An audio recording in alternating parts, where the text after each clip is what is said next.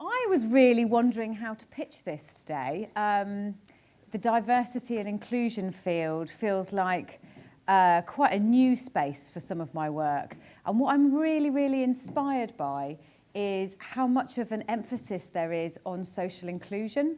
So I just think it's worth, before I start, telling you what we do at Genius Within. So Genius Within is my company. It's a social enterprise. We're a non-profit.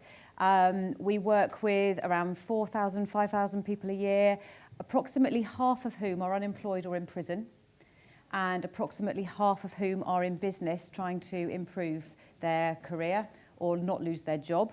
So within that, we're probably working with around 1,500 businesses a year. But yeah, half of what we do is DWP funded, Ministry of Justice funded, working specifically with people who are neurodiverse, who are out of the job market. And so we're kind of keeping a foot in both camps. I personally have worked in that field for 20 years. So 20 years ago, I started working on New Deal. I was part of the first ever private sector-led delivery of employment services in the UK. I was also working for Access to Work, which are a government department that facilitate reasonable adjustments for disabilities. And I sort of did those things as a consultant, self-employed for many years. And when I set up Genius Within, I went, actually, it's the same clients. So when I'm working in business, I'm working with people who are actually just a bit further ahead in their career than the people that I used to work with who were unemployed. It's the same clients, it's the same issues. And I just think it's really interesting that in this diversity and inclusion space, I've heard so much today about social inclusion. So I'm delighted, by the way, really delighted. So thinking about intersectionality, we're really talking about overlapping structural forces that inhibit the career progression of individuals. And those structural forces in intersectionality have been typically based around gender and race, and more we're seeing disability. Well, it's kind of, I think I said this morning, there's been like a trajectory. So the idea of intersectionality started within feminism and the overlap between gender equality and race equality, and that's really important to mention. But as it's become almost the underpinning theory for diversity and inclusion. And so as it's doing that, it's picking up sexual orientation, it's picking up disability, and as part of disability or not, which is one of the things we'll talk about, it's now got neurodiversity within it. So what I want to talk to you about is just sort of how does neurodiversity fit into the intersectionality agenda and the diversity and inclusion world? You know, how do we make sense of this concept? So in terms of what neurodiversity is, this slide, it's never bright enough. I've got a new one of this, which is actually very annoying, and I should have put it in. I'm sorry, but you have access to these slides, right? Yeah? Okay, good. So neurodiversity is kind of the new kid on the block in terms of D&I and in terms of intersectionality. However, it's not a new concept. So the term was coined by Judy Singer, a sociologist, in her bachelor's thesis. Judy Singer actually had her bachelor's thesis published as a book. How many of us could say that? That's how clever she is. Her undergraduate work was good enough to publish as a book. She is an astonishing woman. She's an autistic woman from Australia, and her work was a phenomenological exploration of her experience as an autistic woman with an autistic mother and an autistic daughter. And she coined the phrase neurodiversity to kind of talk really about the natural diversity of thought that exists. However, increasingly it's being used as an umbrella term for dyscalculia, dyslexia, ADHD, Tourette syndrome, autistic spectrum condition, and DCD and dyspraxia. And we're kind of using this word as a vehicle to get the narrative around neurodiversity being about deficit and disability out, and a narrative of strengths. The strengths-based model is coming in. However, the exclusion rates are still very real for neurodiversity, and one of the reasons Genius Within works in both camps is because 25% of the prison population have ADHD. Yeah, just let that sink in, absolutely. And only 3% of those were diagnosed. In the US, it's even more entrenched. It's around 50% of the prison population with ADHD. But the ADHD prevalence rates are double in the US compared to the UK anyway. And I have an interesting evolutionary critique of that if you want to get into that with me at some point. It's not all about pharmacological happy doctors wanting to medicate people. There's also a really good reason why America would naturally have more ADHD in the population. Well, anyone who's... Oh, so I've gone into it. It's the tangent, but it's too interesting.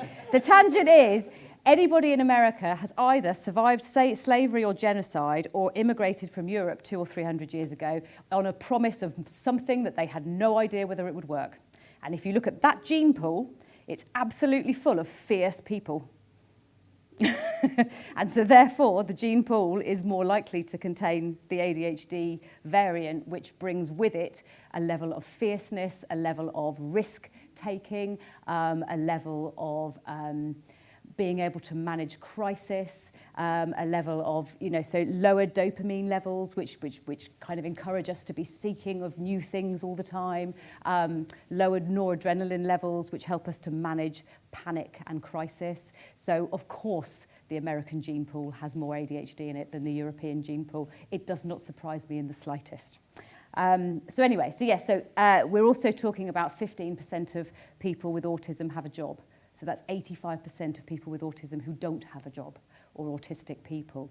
28% of people who are long-term unemployed are dyslexic. So we've got this kind of narrative of neurodiversity as a strength, as the diamond in the rough, the genius within.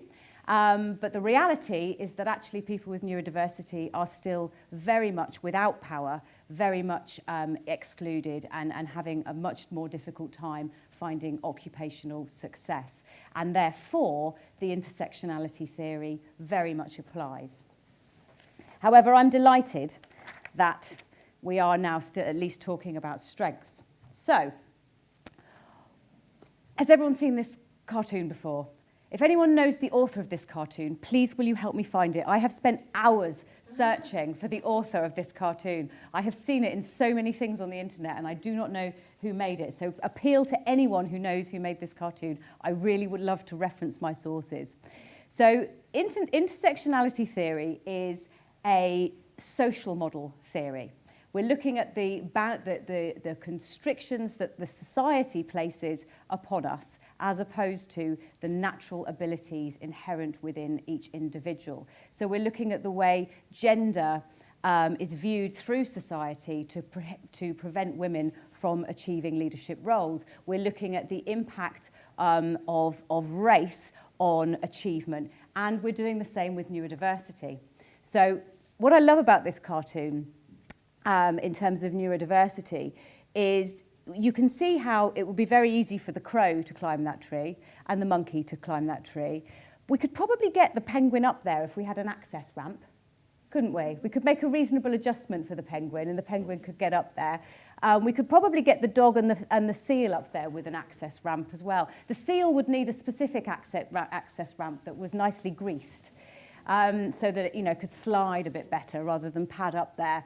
I mean, the fish and the elephant, are absolutely not going to manage that. And this is kind of what we do in our society. We normalise. We look for we want the average person. We want generalists. This is what our education system does. So in education, you have to be literate, you have to be numerate, you have to be able to sit still for 8 hours and concentrate.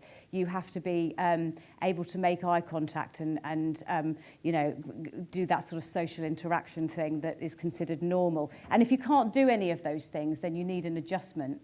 But it's only because we've decided that those are the things that are normal. And back to the kind of evolutionary thing, at what point did we decide sitting still and concentrating for 8 hours was normal? At what point did that become normal? That's weird when you think about our species. It's odd. At what point was literacy the only way to communicate? It was storytelling and singing and plays. That's how we used to communicate. So I actually wrote a blog once called Reading as a Transition Technology Discuss. I think that it's perfectly possible with our technology that we're going to be in a place within 20, 30, 40, 50. When I said this to the guy who runs Microsoft's accessibility program, he said 10. But we're going to be in a point where we don't need literacy because all of our phones, you just talk at them now and they type what you say. Sometimes. I know, but do you know how much better they've got in the last 15, 20 years? I mean, I've been in this industry since the 90s, and the technology in the 90s of speech to text was appalling.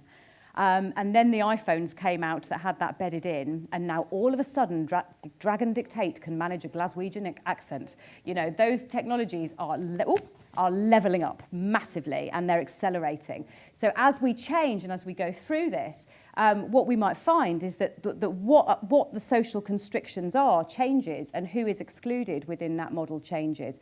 Again, with sitting still and concentrating, remote working and the ability of our phones to do so much means that actually we don't need to sit still and concentrate for 8 hours anymore to do our job. I can answer emails and attach documents to them whilst I'm sat on a train or, you know, in a session like this. So actually in 20 years' time, are the people who need to sit still to concentrate for 20 years, for 8 hours a day, are those going to be the people with a disability, the people that can't work on the hoof while they're walking around and doing stuff? Those might be the people that we're thinking, well, you need a reasonable adjustment. So it's also normed, isn't it, around what we have decided in society is the normal. And in terms of neurodiversity and the other areas of diversity and inclusion, again, it is an intersectional issue. So, you know, I'm standing here on the intersection of being a female, being white, being vaguely straight, cis, and having ADHD. So in what ways are those limiting and constricting me? Well, being female and having ADHD has been interesting because on the one hand, I wasn't diagnosed until I was in my 30s, despite this being my area of expertise. Because it simply wasn't an available condition for women when I was a child. So when I was a child, certainly I had difficulties, certainly I had lots of mental health issues. I even spent time in hospital for my mental health issues. I used to collect badges of mental health conditions, like scouting badges, you know. Oh, I've got my school phobia award, excellent. Got my anxiety bronze award. But ADHD wasn't an available condition, so I wasn't diagnosed, and as a result, I had to claw my way out of those kind of abysses because I wasn't getting the help that I actually needed. School phobia was my favourite badge, by the way. I was so pleased with that one. I was like, brilliant, don't have to go. Great, don't have to go anymore. Fantastical. So yeah, I just used to go on a Monday, get all my work, go home and do it, and still got A's. But that's another little bit of intersectionality, isn't it? Because both my parents went to university. They were both the first in their generations to go to university, but the fact that they did, even though it made no difference to their earning power whatsoever throughout their lives, the very fact that they had that advantage and that they had done that set me up in a different place. And I think to myself, when we're working in prisons, when we're working in employability, I'm often thinking to myself, there but for the grace of God go I, in terms of I'm not in prison. You know, was I naughty enough to find myself in prison? Probably. If I had been a different colour, if I had been a different gender, if I'd come from a family that hadn't been to university, where would my life outcomes be with the difficulties that I had? And I think that's a really important thing to recognise about neurodiversity, is actually the experience of people of colour who are autistic is incredibly negative compared to white people who are autistic. I mean, there's lots of research from the States that says people of colour who are autistic are more likely to be excluded from school, more likely to be incarcerated in response to the difficulties they're having. When they might be having a meltdown, they're more likely to get a policeman called than an ambulance called. And those are the sort of things that are really important when we're thinking about neurodiversity like that. So we're still in this place where we're wondering whether neurodiversity is a disability or a diversity. You know, and I mentioned this morning, in 1974, homosexuality was still considered a psychiatric disorder. So, you know, at the moment, all neurodiverse conditions are considered psychiatric issues or neurodevelopmental conditions. I need to admit, I went to medical school in 1974. Did you? Okay. Well, hopefully you've verify what you are saying. Hopefully you've recovered from that experience. I took absolutely no notice of that stupid statement right from the beginning, but it was good. Yes. Absolutely. So, you know, and the reality is that it is both. It is still both. You know, it is possible that we move into a world where reading and writing isn't the only mechanism for success. It is possible that we move into a world where you don't have to sit down and concentrate for 8 hours a day. It is possible that sensory sensitivity will become so well understood that people with autism aren't becoming overwhelmed frequently and not able to engage. However, at the moment, those things are still happening. And so whether the disability is coming from the biology or the social structure, it is still a disabling experience to have a neurodiverse condition. And internally, in the cognitive abilities of someone who is neurodiverse, the way we diagnose neurodiversity is we look for big peaks and big troughs. So we look for a statistically significant difference between what people are good at and what people are struggling with. A neurodiverse brain is a specialist brain, not a generalist brain. So whereas most people in the population will have this kind of, you know, vaguely flat line of what they're able to do, someone with ADHD will have, you know, really above average skills in one area and below in another. People with dyspraxia tend to have really strong verbal skills, but very, very weak processing or motor control. And it's really different. One of my clients once said it's like having a Ferrari engine in a Morris Minor. You know, I can go like 100 miles an hour, and then sometimes I'm going around the corner and the doors fall off. And that experience of being brilliant, awful, brilliant, awful. So when we're thinking about neurodiversity as a disability, we do have to think about these things, and we do have to be able to pick them up in order to bring inclusion into the workplace. We have to look at these specific things. And they're always the same. So I've done 5 years of academic research on this, and all my clients have the same issues. So it doesn't matter what neurodiverse condition they come with, 92% of them want help with memory, 82% want help with organisational skills, 78% want help with time management, and 67% want help with well-being. So we can put programs in place if we're doing neurodiversity inclusion that take care of these things. And they work. So in my research looking at coaching interventions and training interventions, only 8 people who were in the intervention group out of 70 didn't experience a marked improvement.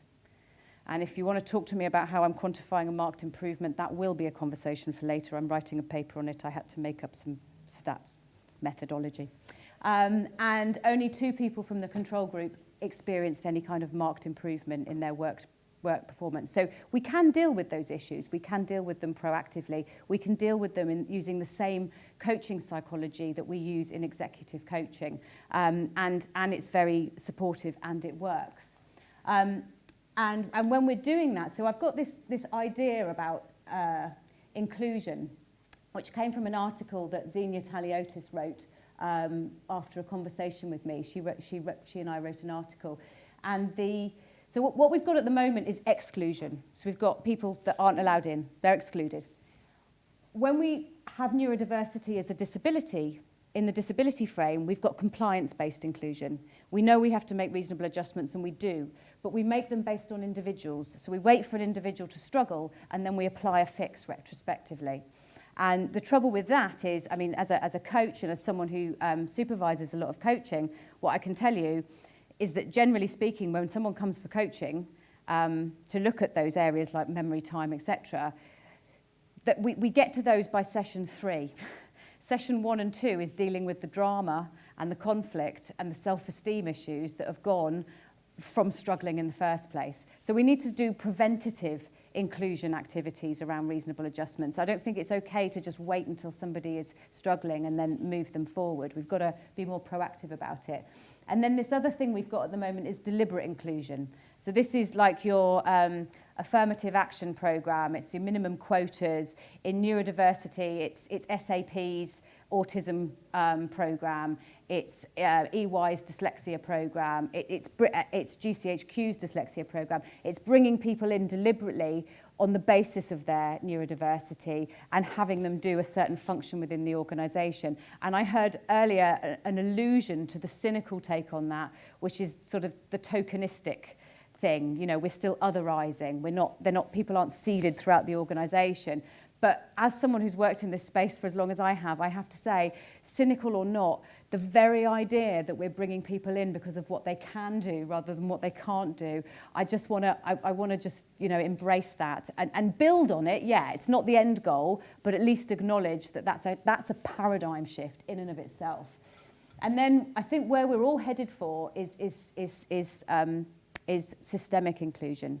So the idea that this is just the way things are done around here and we don't have to do these programs anymore because we're just doing the inclusion thing. And that's where neurodiversity really finds its home in the D&I agenda and with intersectionality as an underpinning theory, because that's the goal of all of these things. Working at the organisational level rather than the individual level is exactly what D&I knows how to do. So all of these sorts of things, starting with strengths, networks and peers, role models, addressing bias, creating safety, these are the things that diversity and inclusion agendas already know how to do. And so by bringing the knowledge and the evidence base on reasonable adjustments into that awareness of how to do things on a more systemic organisational level, I think we have a perfect match, and I think it will really work, and I'm very excited about it.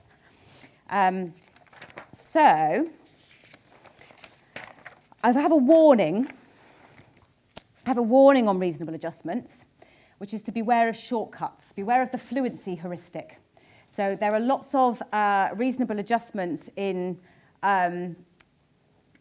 disability inclusion. Generally, they tend to be around things we do to the environment rather than things we do to the person. But in neurodiversity, they tend to be around things we do to the person rather than things we do to the environment. And that has a kind of ethical question for me. Are we changing the person to fit the environment? If we make you better at managing your memory, have we changed your brain to make you better at managing your memory? And actually, I can reassure you that in my research, mainly what people were doing was changing their behaviour around memory tasks, which is something that an organisation can facilitate, and therefore it can be a legally compliant activity. But what we're really missing in this area is evidence-based practice. We're missing research, we're missing credibility. There's no limit on who can be a coach. There's no limit on who can kind of go out and do this, and neither should there be. But what we do need to do is make sure that people delivering services have some experience of the workplace and not just experience of education. I've recruited 250, 300 coaches through Genius Within. Almost invariably, the cohort of people who do this work well are people who are workplace specialists, not people who are condition specialists. And that is, I've worked with lots of ex-Senkos, let's put it that way. And what they do is they come in as experts. And what they want to do with their clients is teach them. What they want to do is show them how to do things. And when they do that, they bring in an expert-novice dynamic, which actually undermines the experience of that individual to become agent, to become empowered, and that the pedagogy is wrong. So what I've found is that it's better to get workplace experts who are trained and train them in neurodiversity than it is to get neurodiversity experts and train them in workplace coaching, because it doesn't map. So, I think neurodiversity within my career has gone from ignorance to bandwagon. It's a little bit of a fad, it's a little bit of a fashion. I'm worried that if we don't do it well, if we don't build it on solid evidence, research and credibility, it will become a fashion that falls very quickly out of fashion, because it won't have the merit that it needs to really take its place within D&I, within organisation, within organisational culture. We're not really talking about single interventions, we're talking about cultural change in inclusion. And in order for neurodiversity to take its place, I think we need to be very, very aware of its credibility. And therefore, I think it's time to return to our core mission, because what we're really looking at here is complementary teams of specialists and generalists. And everybody knows that's a good idea. I've got ADHD. Guess what? My COO doesn't. She really doesn't. She's a little bit dyspraxic, but she absolutely doesn't have ADHD. Neither does my finance manager. And that's really important too. So, if we're talking about, we can morph from D&I onto kind of, the theory of diverse teams. We all know that this is working. We've done it with personality theory. We know we need completer finishers as well as innovative starters and all the rest of it. And neurodiversity is another way of embracing that.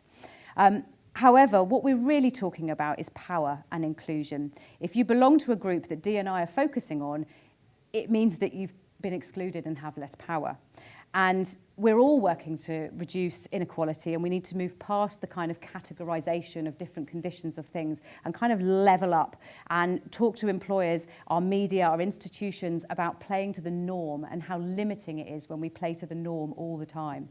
And we're working on the belief that our diversity is a natural biological state, and therefore it's a good thing, and it brings the advantage of specialists and generalists. Inclusion is a moral, social and economic imperative, and we all lose when human potential is squandered. I've said that so many times, I don't know why I tripped up on that today. That was actually the last phrase of my PhD. Thank you.